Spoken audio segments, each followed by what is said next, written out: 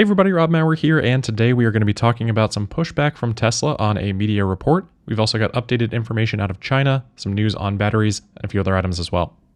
Tesla stock was down again today, 1.1% to close at $237.01. The Nasdaq up 0.7% on the day. We didn't see the same distribution of gains in the Nasdaq that we saw yesterday, with mega caps underperforming. It was a little bit more mixed today. Tesla and Google down, but the rest of the bigger market cap companies were up. Before market open today, as we talked about, the Consumer Price Index, or CPI, report for November was released, largely in line with expectations, as we can see recap from Bloomberg here. Year over year was up 3.1% in line with expectations. Core up 4% year over year, also in line with expectations. The only difference between expectations was the month over month change for the headline number, up 0.1% versus estimates of flat. As such, no major changes in expectations for the FOMC meeting tomorrow with that interest rate decision coming. Markets are saying there's a little bit of a possibility of an increase, but largely expecting a continuation of a rate pause and then eventual rate cuts sometime around March or May next year. So any reaction to that FOMC meeting tomorrow will mostly be, I think, determined based off of what the statement says and what Fed Chair Jerome Powell says in the press conference afterwards. All right, let's start off with some China data here. We have updated insured vehicle numbers for the last week. This is for December 4th through the 10th. And the numbers did decline a little bit week over week, but still a very nice number, 15,400 vehicles from Tesla insured. Again, this was only about 3,000 Model 3s.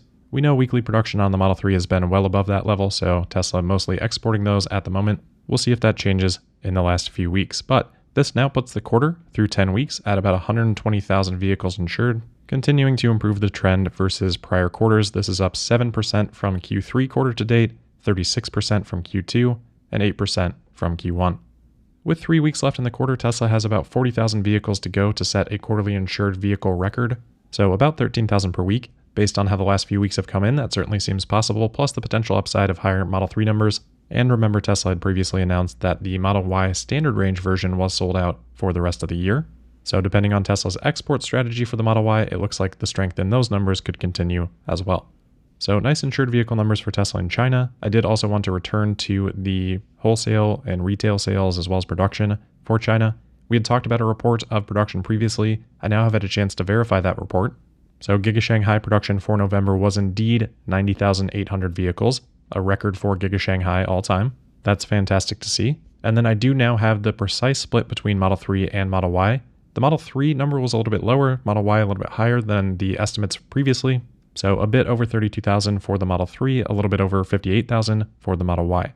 For the Model 3, we had previously thought the number was going to be a record production number for the Model 3. It didn't quite hit that. November last year was just a couple hundred units higher, but very close, and still a tremendous number, of course, this close to the refresh of the Model 3.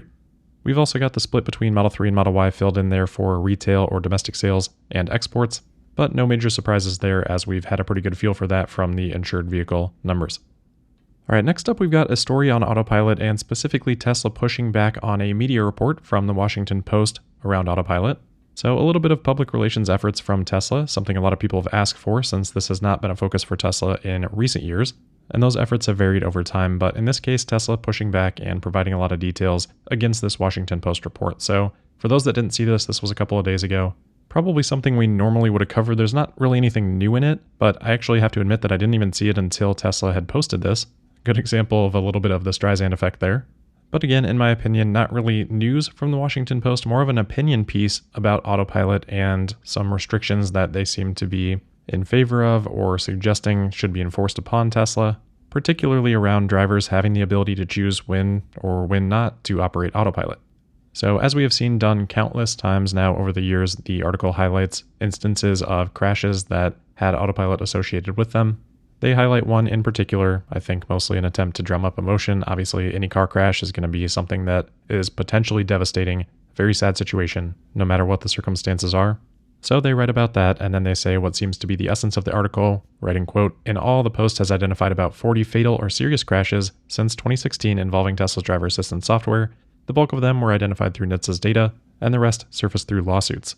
Many occurred on controlled access highways, but at least 8 occurred on roads where Autopilot was not designed to be used," end quote.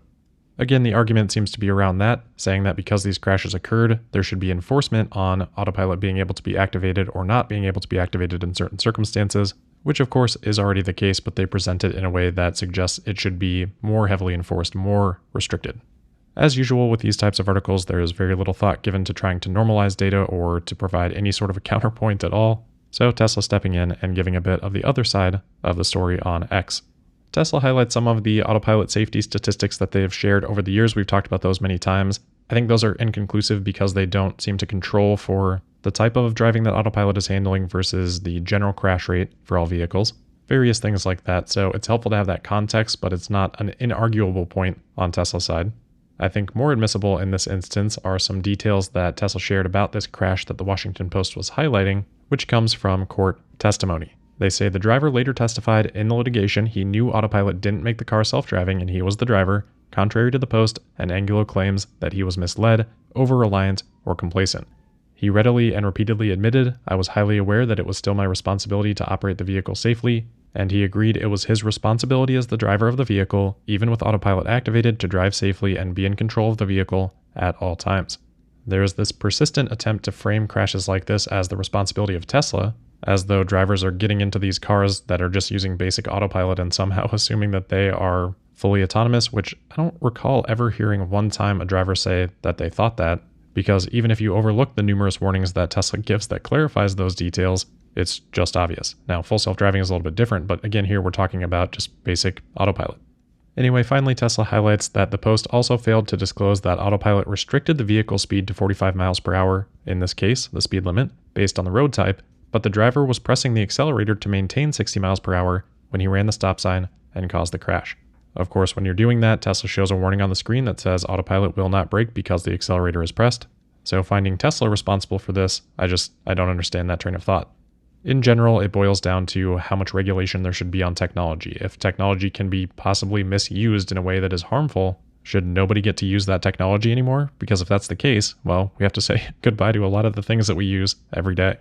Anyway, at this point, I think it's a topic that has been sufficiently beaten to death, but I am glad to see that Tesla is putting in the effort to provide some counterpoints to articles like this. All right, moving on from that, we've got some further coverage of a reported whistleblower from back in May when the Handelsblad had reported that a former Tesla service technician in Norway had passed over 100 gigabytes of data that this person had saved down from Tesla, with the opinion that much of this data was too widely accessible within the organization. Since then, I think even before the whistleblower came out, but certainly since, Tesla has implemented changes within their data policies, but nevertheless, this is showing up again today from a report from the Telegraph, which says that the whistleblower has written the Information Commissioner's Office in the UK warning that personnel in China or Russia could access the data, creating a quote-unquote significant security risk. Tesla is believed to have restricted access since. Telegraph also says they could not confirm claims that employees in China had access to employee data. I don't think I have much more to add to this other than kind of just passing it along as an update. I don't think we have any way to confirm accuracy or not, or whether or not it was taken advantage of if accurate. But in general, since this data was handed over, I would have to expect that Tesla has pretty thoroughly reviewed this type of access and put much better controls in place if necessary, but that's just my assumption. All right, next up, we've got a few quick ones. This one from The Verge. One of their reporters had exchanged a couple of text messages with one of the first owners of the Cybertruck, Alexis Ohanian, who had taken delivery at the delivery event. So the reporter asked, "How's the Cybertruck?" And Alexis said, "Handles even better than my X. Feels like I'm driving the APC from Aliens. Plenty of room for my 2 kids, my 2 100-pound dogs. Love it. As a big fella, this is the first car that really feels comfortable to me." I think I read that he is around 6'5", so certainly bigger than most. The reporter then also asked, "How's the windshield wiper?" And Alexis said, "Massive," in all caps. No surprise to see positive comments from an early owner. They're likely to be quite supportive, but still nice to hear some of those initial thoughts and specifics about what he is enjoying. Next, we've got a new country for Tesla. Tesla has announced that they have opened the configurator for Tesla vehicles in Qatar. This isn't going to be a huge market for Tesla. There's only tens of thousands of vehicles sold in Qatar each year, so nothing too significant there, but an expansion nonetheless. We also had a quick post from Tesla's Megapack account on X today saying, "Congratulations Megapack team on 12 gigawatt hours of operating industrial storage at 99% availability." We know how important uptime or availability is for Tesla across their product lines, particularly with the supercharger network, which also has a greater than 99% availability. Nice to see those kind of figures extending to Megapack as well.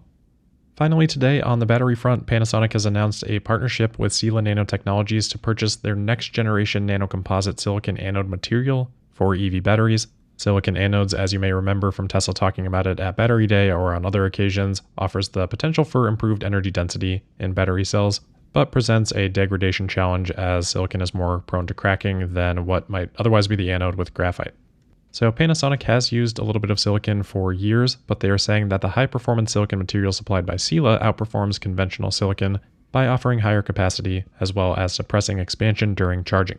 Not a whole lot else shared in the announcement. Specifically, Panasonic just says to achieve a 25% increase in battery energy density from the current levels of 800 watt-hours per liter to 1,000 watt-hours per liter by 2031, it is essential to incorporate next-generation silicon materials in its battery development. I don't think they're saying that's all that would be required, just that that would be one of the components that would help get to that level of improvement. Alright, that is where we'll wrap it up for today then. As always, thank you for listening. Make sure you're subscribed and signed up for notifications. You can also find me on X at Tesla Podcast. And we'll see you tomorrow for the Wednesday, December 13th episode of Tesla Daily. Thank you.